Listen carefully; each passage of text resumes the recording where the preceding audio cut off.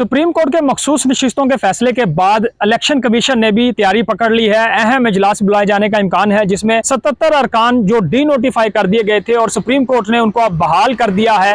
तहरीक इंसाफ को कोई नशिस्त नहीं दी गई और तमाम जो नशिस्तें थी वो मुख्तलिफ जो हुकूमती जमातें थी, पीपल्स पार्टी, मुस्लिम लीग नून, जमीयत उलमा इस्लाम और दीगर जमातों को इलेक्शन कमीशन ने दी थी। 12 जुलाई के बाद जो इलेक्शन कमीशन का फैसला था उसको कलअदम करार दे दिया गया था सुप्रीम कोर्ट के 13 रुकनी बेंच ने और उसके ऊपर नजरसानी की अपील इलेक्शन कमीशन ने दायर की थी जिसको मंजूर किया गया और 77 अरकाने जो असम्बली हैं, सूबाई और कौमी असम्बली, वो बहाल हो चुके हैं। इसमें कौमी असम्बली के 22 अरकान हैं और 55 अरकान सूबाई असम्बलियों के हैं जिसमें खैबर पख्तूनख्वा असम्बली भी है और पंजाब असम्बली भी है और बाकी असम्बली भी। लेकिन अहम जो पेशरफ्त ये है कि सुप्रीम कोर्ट के फैसले के बाद चीफ इलेक्शन कमिश्नर को इस मामले से आगाह कर दिया गया है। उन्होंने जो टीम थी, लीगल टीम जो इलेक्शन कमीशन की, जिन्होंने नजरसानी अपील पे केस लड़ा, उनको शाबाशी भी दी और जल्द जो 77 अरकान जिनको डी नोटिफाई किया गया था उनको नोटिफिकेशन जारी होने का इम्कान है। तो जैसे ये नोटिफिकेशन जारी होंगे तो कौमी असम्बली में और सूबाई असम्बलियों में हुकूमती जमातों की जो तादाद है, नशिस्तें हैं, वो बढ़ जाएगी। हुकूमत बासानी 2/3 अक्सरियत हासिल करने में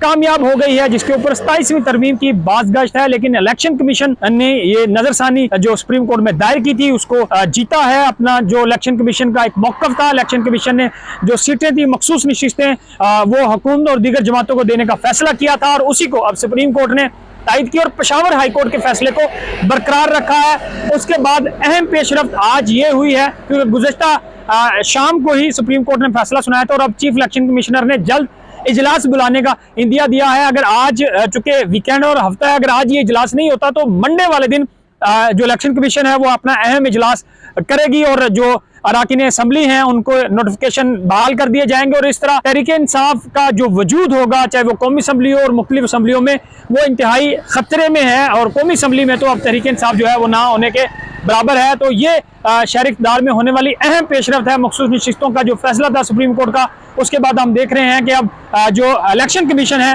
वो काफ़ी ज़्यादा सरगर्म और एक्टिव दिखाई दे रहा है।